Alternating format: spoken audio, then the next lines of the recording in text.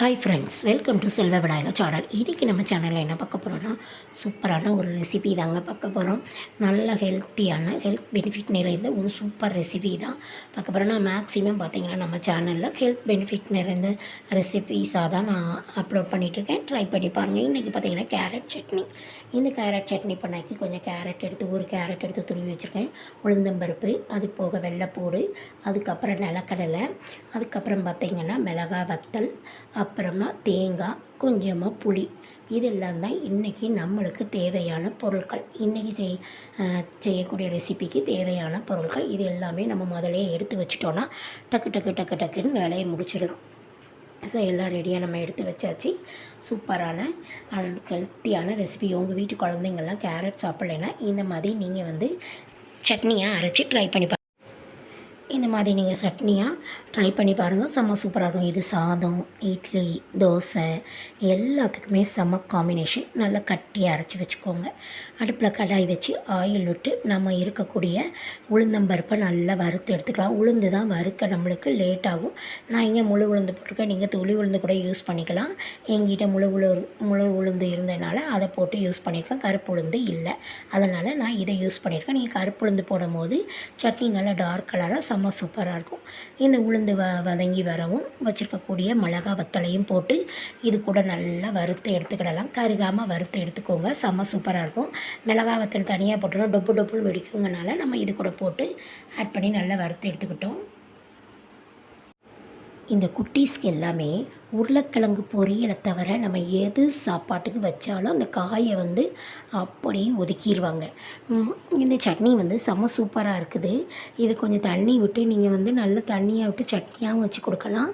நம்ம சாப்பிடும் போது துவையலாக சாதத்துக்கு வச்சு சாப்பிட்டோன்னாலும் சூப்பராக இருக்கும். நான் இங்கே துவையல் மாதிரி தான் ப்ரிப்பேர் பண்ணியிருக்கேன். இது எல்லாமே நம்ம வறுத்து எடுத்து வச்சாச்சு.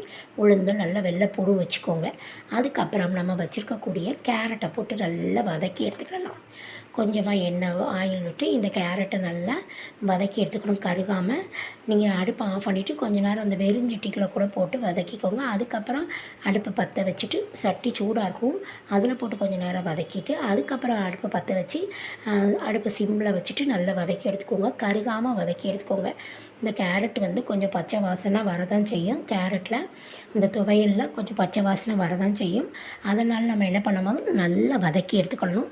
இந்த ஸ்டேஜில் நான் தேங்காயும் போட்டு நல்லா வதக்கி எடுத்துக்கிட்டேன். ஆயில் விட்டு இப்போ நல்லா வதக்கியாச்சு. நீங்கள் கொஞ்சம் தண்ணி லைட்டாக தொளிச்சு ட்ரை ஆகும், பாத்திரம் ட்ரை ஆகும் சூட்டில். அப்போ நீங்கள் லைட்டாக தண்ணி தொளிச்சு கூட நீங்கள் நல்லா வதக்கிக்கிடலாம். அப்படியே நல்லா தண்ணி தொளித்து வதக்கி எடுத்துட்டிங்கன்னா அந்த பச்சை ஸ்மெல் வராது. நான் இது 2 வாட்டி இந்த துவையல் ட்ரை பண்ணேன். தடவை வதக்கி அரைச்சேன். அப்போ கொஞ்சம் பச்சை ஸ்மெல் இருந்ததுனால நான் என்ன பண்ணேன், எவ்வளோ வதக்கினாலும் அந்த கேரட் ரா ஸ்மெல் மாதிரி வந்தது. அதனால் கொஞ்சம் தண்ணி தொளிச்சு கேரட்டில் வதக்கினா செம்ம சூப்பராக இருந்துச்சு. ரெண்டுமே நல்லா இருக்குது. ட்ரை பண்ணி பாருங்கள். இதுக்கப்புறம் வேர்க்கடலையும் போட்டு நல்லா வறுத்து எடுத்துட்டேன். வேர்க்கடலை ஆல்ரெடி நான் வறுத்த வேர்க்கடலை தான், அதையும் இது கூட போட்டு நல்லா வறுத்து எடுத்தாச்சு. செம்ம சூப்பராக எல்லாமே வதங்கி இதெல்லாம் நல்லா ஒரு பக்கம் ஆறட்டும். ஆறுனதுக்கப்புறமா இதை நல்லா மிக்ஸி ஜாரில் விட்டு உப்பு போட்டு புளியும் சேர்த்து போட்டு நம்ம அரைச்சி எடுத்தோன்னா சூப்பரான துவையல் ரெடிங்க. அவ்வளோ ஒரு சூப்பராக இருக்கும். நான் அன்றைக்கி ரசம் சாதம் வச்சுருந்தேன். ரசம் வச்சு இந்த ரசம் சாதத்துக்கும் இந்த துவையலுக்கும் அவ்வளோ சூப்பராக இருந்தது. இந்த துவையல் மறுநாளும் மிச்சம் இருந்தது. அதை மறுநாள் மோர் குழம்பு வச்சுருந்தாங்க. அந்த மோர் குழம்புக்கு வச்சு சாப்பிட்டோம். அவ்வளோ சூப்பராக இருந்தது. வீட்டில் இருக்கிறவங்க எல்லோரும் இது என்ன துவையல் வித்தியாசமாக இருக்கேன் அப்படின்னு சொல்லி ரொம்ப எல்லாருமே நான் அப்ரிஷியேட் பண்ணாங்க. அந்தளவுக்கு செம்ம சூப்பராக இருந்து ட்ரை பண்ணி பாருங்கள். கொஞ்சம் இது கூட கறிவேப்பிலை, பச்சை கறிவேப்பிலையும் வச்சுருக்கேன். இதெல்லாம் இப்போ மிக்ஸி ஜாரில் போட்டு நம்ம அரைச்சி எடுத்துகிட்டு வந்துக்கலாம். பார்த்திங்கன்னா முதல்ல இந்த உளுந்தையும் வத்தலையும் போட்டு திரித்து எடுத்துக்கோங்க. தண்ணி விடாமல் உப்பு போட்டு நல்லா பொடி பண்ணிக்கிட்டு அதுக்கப்புறமா நம்ம அரைச்சிக்கிடலாம். எல்லாம் தண்ணி விட்டு அரைச்சோன்னா பிறுபிறுப்பாக இருக்கும். உளுந்து அரைய லேட் ஆகும். உங்களுக்கு கேரட்டு எல்லாம் சேர்ந்துட்டு அரைய லேட் ஆகும். ஸோ கறிவேப்பிலை, இந்த உளுந்து, வத்தல் இதெல்லாம் நல்லா திரிச்சிட்டுக்கலாம். பூண்டு இதெல்லாம் போட்டு நான் தண்ணி விடாமல் நல்லா திரித்து எடுத்துக்கோங்க. ஃபஸ்ட்டு இது நல்லா திரித்து வந்ததுக்கப்புறமா அதுக்கப்புறமா நீங்கள் கேரட்டை ஆட் பண்ணி தண்ணி விட்டு போட்டுக்கோங்க. உப்பு போட்டு திரிச்சுக்கோங்க. இந்த மாதிரி நல்லா சூப்பராக திரிச்சு வந்துட்டு பாருங்கள். எப்போவுமே நம்மளுக்கு மூடியில் வந்து மையாக திரிச்சு வரும். சுற்றி வேற இருக்கிறது கொஞ்சம் உள்ள மிக்ஸி ஜாரில் இருக்கிறது கொஞ்சம் பெருப்பாக தான் இருக்கும். திரும்ப போட்டு நல்லா திரிச்சு எடுத்துக்கோங்க. இந்த ஸ்பூன் பார்த்திங்கன்னா சிலிக்கான் ஸ்பூன் தாங்க பெருசு. அதில் உடஞ்சிருச்சு, பாதியாக தான் கொஞ்சமாக தான் இருக்குது. பட் தூர போடாமல் நான் வச்சுருக்கேன். ஏன்னா இந்த மாதிரி மிக்சியில் வலிக்கிறதுக்கெலாம் ரொம்ப யூஸ்ஃபுல்லாக இருக்குது இந்த சிலிக்கான் ஸ்பூன் வந்து. அதனால் இது பாதி உடஞ்சாலும் பரவாயில்ல அப்படின்னு சொல்லி அதை யூஸ் பண்ணிகிட்ருக்கேன். சூப்பராக இருக்குது, ட்ரை பண்ணி பாருங்கள். வேணுங்கங்க இந்த மாதிரி சிலிக்கான் ஸ்பூன் வச்சு உள்ளே வலிக்கிறதுக்கெலாம் ட்ரை பண்ணி பாருங்கள். செம்ம சூப்பராக இருக்குது. தண்ணி விட்டு கொஞ்சம் புளியும் போட்டு நம்ம அரைச்சி இதை எடுத்துக்கலாம். எடுத்துட்டோன்னா செம்ம சூப்பரான துவையல் ரெடி. இதுக்கு செமையாக ஒரு தாளிப்பு கொடுத்துடலாம். கடுகு உளுந்தம் பருப்புலாம் போட்டு தாளிச்சிட்டோன்னா செம்ம சூப்பராக. வெங்காயம் பொடி வெங்காயம் கட் பண்ணி போட்டு தாளிப்போம். அதுவும் செம்ம சூப்பராக இருக்கும். இந்த துவையில் இருந்து மாதிரி உள்ளே எடுத்து வச்சாச்சு. நம்ம பாத்திரத்தில் கொட்டிட்டு இது கூட சூப்பராக ஒரு தாளிப்பு ரெடி பண்ணி போட்டோன்னா இது செம்ம சூப்பரான சுவையான கேரட் துவையல் உங்களுக்கு ரெடி ஆகிட்டு.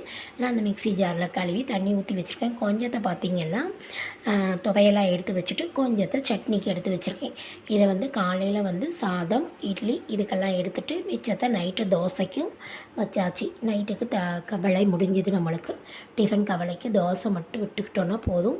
இந்த துவையல் அவ்வளோ சூப்பராக இருக்கும். நைட்டுக்கும் வச்சு சாப்பிட்டு பார்த்தோம், செம்ம சூப்பராக இருக்குது. இந்த வீடியோ வந்து மறுநாள் தான், நான் உங்களுக்கு 2 நாள் கழித்து தான் எடிட் பண்ணியே கொடுக்குறேன். டைமே இல்லை. ஐமே ஒர்க்கிங் உமன். நான் ஒர்க் பண்ணிக்கிட்டே இங்கே யூடியூப்பில் வீடியோஸும் போட்டுட்ருக்கனால எனக்கு டைம் இருக்க மாட்டேங்குங்க. நான் என்ன வேலை பார்க்குறேன் அப்படின்றதெல்லாம் கொஞ்ச நாளில் நான் உங்களுக்கு எல்லாமே போஸ்ட் பண்ணுறேன், எல்லாமே சொல்கிறேன். இப்போதைக்கு நம்ம சேனல் ஸ்லோவாக தான் போயிட்டுருக்கு. நானே ஸ்லோவாக தான் வீடியோ போடுறேன். அப்போ எப்படிங்க ஃபாஸ்ட்டாக போகும் நம்ம சேனல்? ஸ்லோவாக தான் நம்ம சேனலும் போயிட்டுருக்கு. வியூஸும் கம்மியாக தான் இருக்குது, சப்ஸ்கிரைபரும் கம்மியாக தான் இருக்குது. நல்லா 1000 சப்ஸ்கிரைபருக்கு மேலே கூடி எல்லாமே வந்ததுக்கப்புறம் நான் என்ன ஒர்க் பண்ணுறேன் அப்படின்றது எல்லாமே நான் உங்கள் கூட ஷேர் பண்ணுறேன். இந்த வீடியோ பிடிச்சிருந்துன்னா லைக் பண்ணி சப்ஸ்கிரைப் பண்ணி உங்கள் ஃப்ரெண்ட்ஸ் அண்ட் ஃபேமிலிக்கும் ஷேர் பண்ணி நம்ம சேனலுக்கு சப்போர்ட் பண்ணுங்கள் ஃப்ரெண்ட்ஸ். அப்புறம் நான் ஒர்க் பண்ணுறேன்னா பெரிய கவர்மெண்ட் ஜாப்லாம் நினச்சிடாதீங்க. சாதாரண வேலை தாங்க பார்க்குறேன். வேலையும் பார்த்துட்டு வீடியோஸ் போட்டுட்ருக்கேன். ப்ரைவேட் இதில் தான் வேலை பார்க்குறேங்க. போட்டுட்டு உங்களுக்கு வீடியோஸும் போட்டுட்ருக்கேன். கிடைக்கிற டைமில் வீடியோஸ் போட்டுட்ருக்கேன். ஓகேங்க. இன்றைக்கி சட்னி சூப்பராக ரெடி ஆகிட்டு இதுக்கு ஒரு தாளிப்பும் போட்டாச்சு. நல்லா வெங்காயம் வதக்கி அது கூட பார்த்திங்கன்னா கறிவேப்பிலை ஏற்கனவே அரைச்சிக்கும். 2 கறிவேப்பிலையும் போட்டு கடுகு உளுந்தம் பருப்பு பொடி வெங்காயம் கட் பண்ணி போட்டு இதையும் வறுத்து இதில் ஊற்றியாச்சு. கமன்னு செம்ம சூப்பரான சட்னி ரெடி. நல்ல கேரட் துவையல் ரெடி. இட்லி சுட இட்லி. இந்த துவையல் எத்தனை இட்லி உள்ளே போகுதுன்னு மட்டும் பாருங்கள். அவ்வளோ சூப்பராக இருக்கும். ட்ரை பண்ணி பாருங்கள்.